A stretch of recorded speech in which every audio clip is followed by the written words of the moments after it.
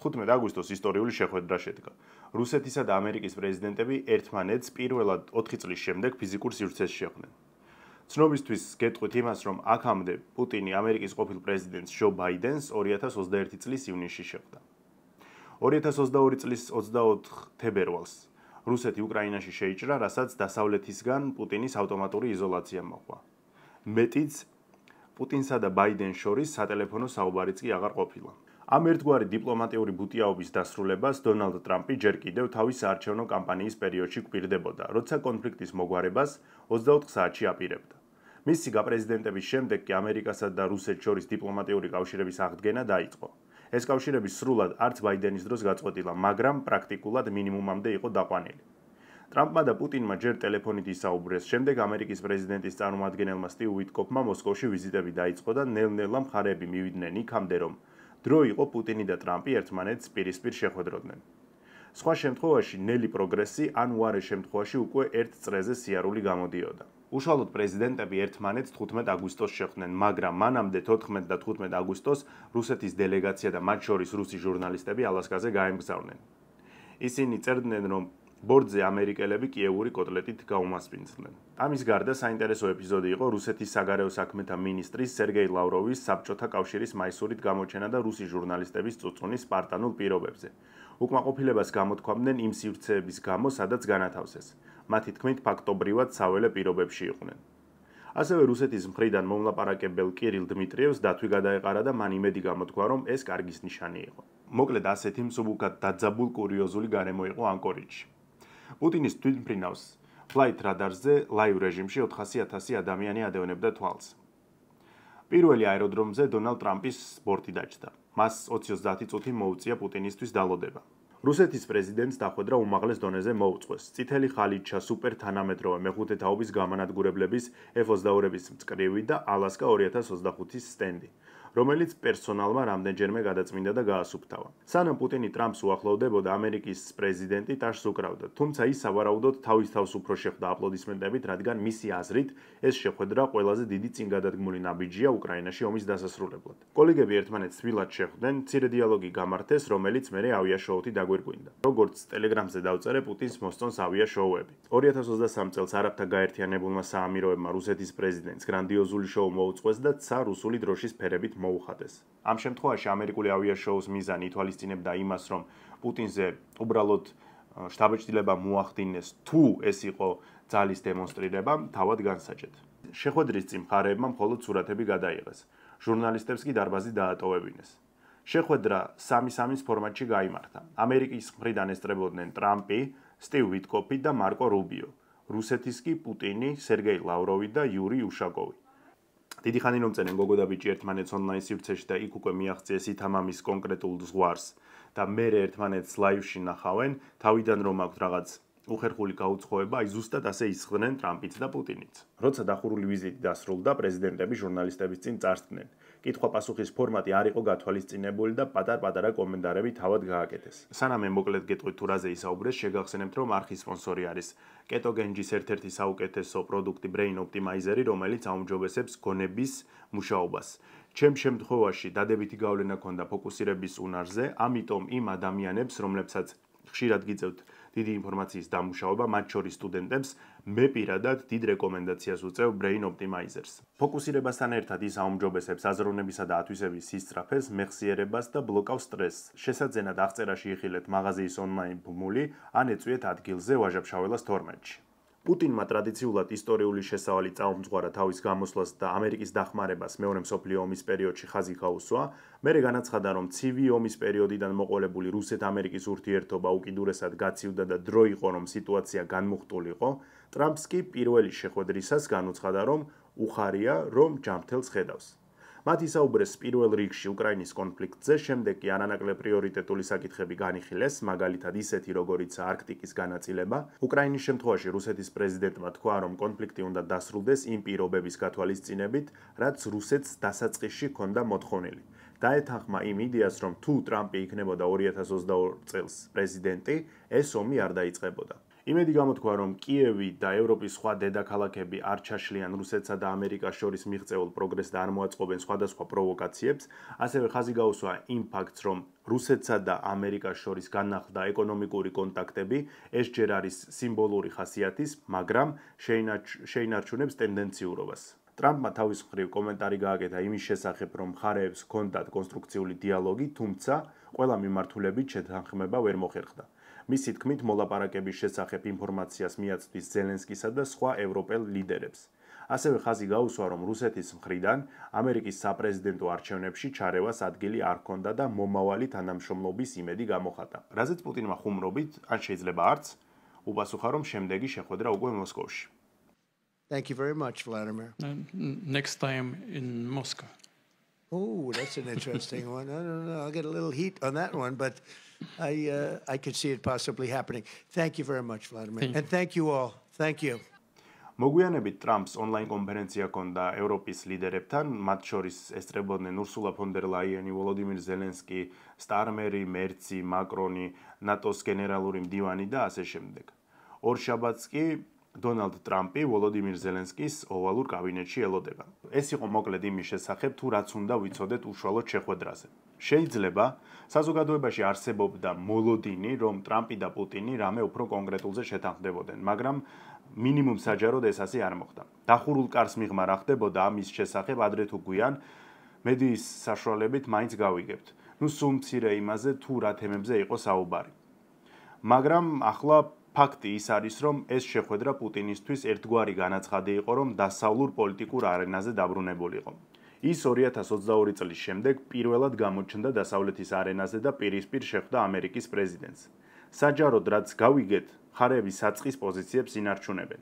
პუტინი არაპირებს საბრძოლო მოქმედებების გაჩერებას, სანამ სანაცვლოდ კონკრეტულ ბენეფიტებს არ მიიღებს. როგორც ბლუმბერგი წერს, საუბარია დონბასიდან უკრაინელი სამხედროების გაყვანაზე. მიუხედავად იმისა, რომ მასპინძელი იყო დონალდ ტრამპი, მე პირადად პუტინი უფრო თამამი, თავისუფალი და მოშვებული მომეჩვენა. ბევრს ის არ მოეწონა, რომ წითელი ხალიჩა დაუგეს, მეხუთე თაობის გამანადგურებლების მწკრივში გაატარეს, ტრამპი პირდაპირ აეროდრომზე შეეგება და ასე შემდეგ. მეგობრებო, ეს ისევ და ისევ ჩვენი მოლოდინების გამოხდება.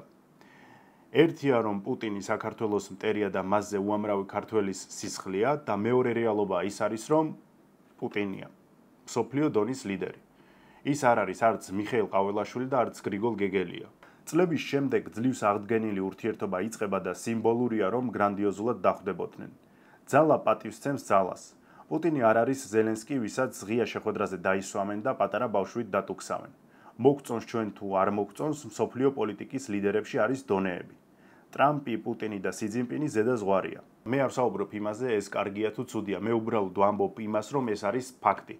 და მნიშვნელობა არ აქვს ტრამპი შეხვდებოდა თუ სიტყვაზე მაკრონი, ისიც ზუსტად ასე თბილად შეეგებებოდა, ვითომც არაფერი ხდება. ამიტომ მე არ მიგვირს, რომ ასე გრანდიოზულად დახვდნენ და კომპლიმენტები ერთმანეთში გაიცვალა. ჩათვალეთ, რომ ეს უბრალოდ პროტოკოლი არის. ჩვენ ამ და სხვა საკითხების გააზრება ემოციების გარეშე გვიჭირს, მაგრამ ეს ემოციები ცოტა ხნით რომ გვერდით გადავდოთ და ცივსისხლიანად შევხედოთ, მივხვდებით, რომ ისე დახვდნენ, როგორც უნდა დახვედრილიყვნენ. თავარი კითხვა რჩება, ვინ დარჩა მოგებული ამ შეხვედრით. მოდით ჯერ ის თქვათ, რომ ამ ეტაპზე ამ კითხვაზე ცალსახა პასუხის გაცემა არ იქნება სწორი, რადგან დასკვნების გამოსატანად ჯერ ადრეა. თუმცა გარკვეული რამ მაინც შეგვიძლია ვთქვათ. ჩემი აზრით, ამ შეხვედრით პუტინმა უფრო იხეირა და გეტყვით რა მხრივ. პირველი და ყველაზე მთავარი, სანქციები განუსაზღვრელი ვადით გადაიდო, მეორე, საბრძოლო მოქმედებები გრძელდება, ანუ ცეცხლი არ შეწყდა.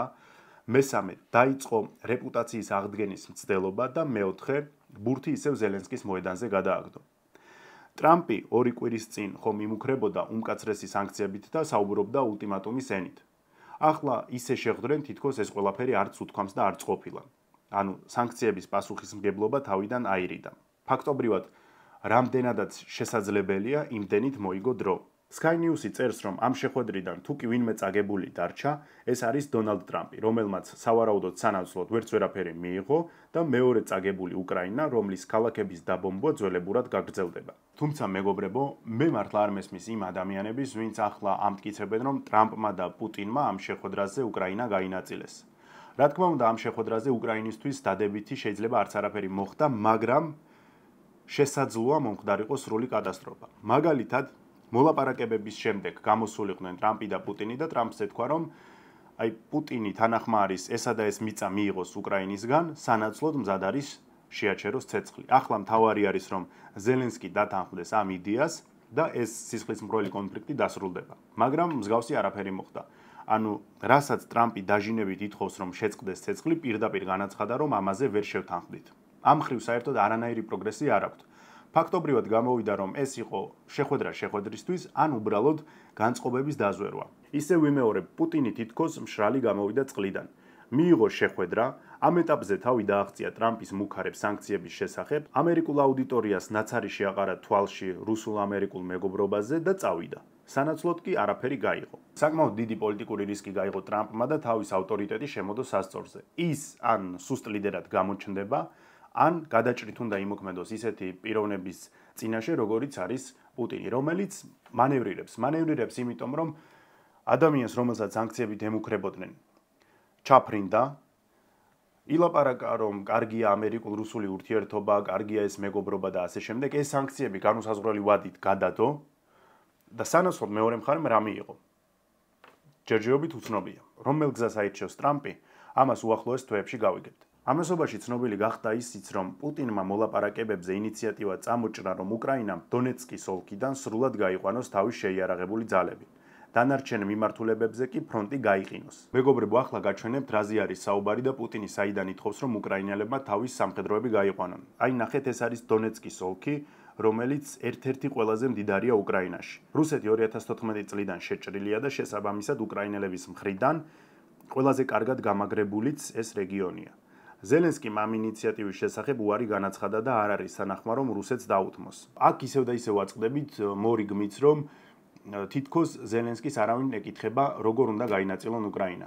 ეს ასე მარტივად არ არის ნამდვილად, იმიტომ რომ თუ არავინ ეკითხება, პირდაპირ ფაქტის წინაშე დააყენებდნენ, ეტყოდნენ, რომ აი ეს უნდა პუტინს და შენ უბრალოდ უნდა მიიღო, სხვა გზა არ გაქვს, წინააღმდეგ შემთხვევაში აბსოლუტურად ყველა სამხედრო დახმარებას გაგიჩერებ და ეს სულ მცირე ამ ეტაპზე ასე არ ხდება. რომ შევაჯამოთ ეს შეხვედრა, პირველი რასაც ვიტყვი არის ის, რომ ჩვენთვის უცნობია რა ხდებოდა დახურულ კარებს მიღმა.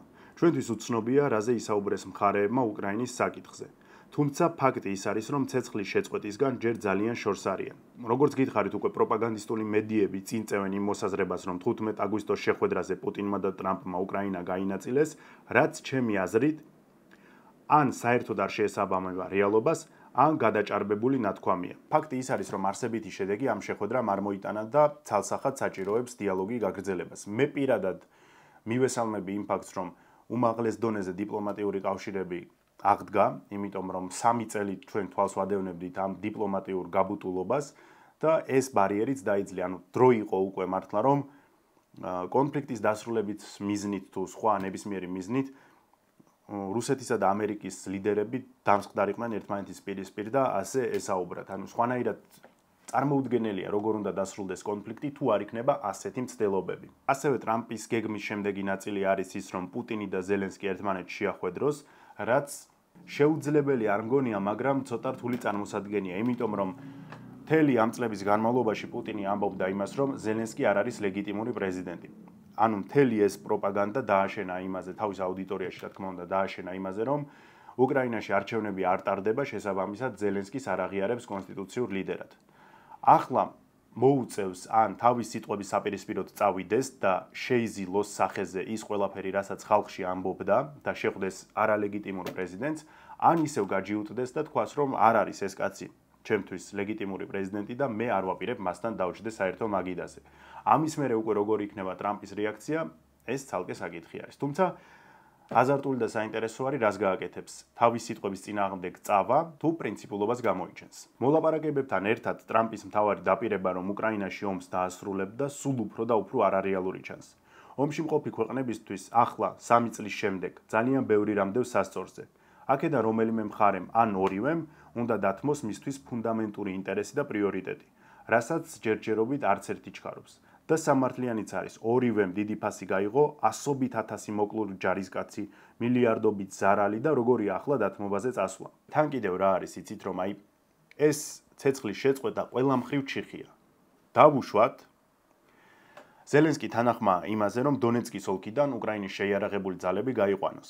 ასეთ შემთხვევაში რუსეთი იმაზეა თანახმა, რომ ხარკოვისა და სუმის ოლქებიდან თავის სამხედროები წაიყვანოს, მაგრამ ეს ხარკოვისა და სუმის ოლქები ისედაც ოკუპირებული აქვს სავაჭროდ, ანუ რუსეთს ამით არაფერი არ დააკლდება, მინიმალური ტერიტორია აქვს აღებული, როგორც თავის დროზე უნდა უკრაინას, რომ კურსკის ოლქი ჩაერთო მოლაპარაკებებში სავაჭროდ, ასე აქვს აღებული ეს სუმისა და ხარკოვის ოლქების პატარ-პატარა ნაწილები. მაგრამ თუ ფრონტის ხაზი გაჩერდება და გაიყინება იქ, სადაც ახლა არის, ეს მომავალში იმის გარანტიას უფრო იძლევა, რომ საბრძოლო მოქმედებები განახლდება, ვიდრე იმის, რომ მშვიდობა შენარჩუნდება. იმიტომ რომ ეს ოლქები ლუგანსკი, დონეცკი, ზაპოროჟიე და ხერსონი რუსეთს ჩაწერილი აქვს თავის კონსტიტუციაში, რომ არის რუსეთის ფედერაციის შემადგენლობის. ახლა ზაპოროჟიესა და ხერსონს აკონტროლებს დაახლოებით ნახევარს, ანუ ნახევარი აქვს ოკუპირებული, დანარჩენს აკონტროლებს ისევ უკრაინა.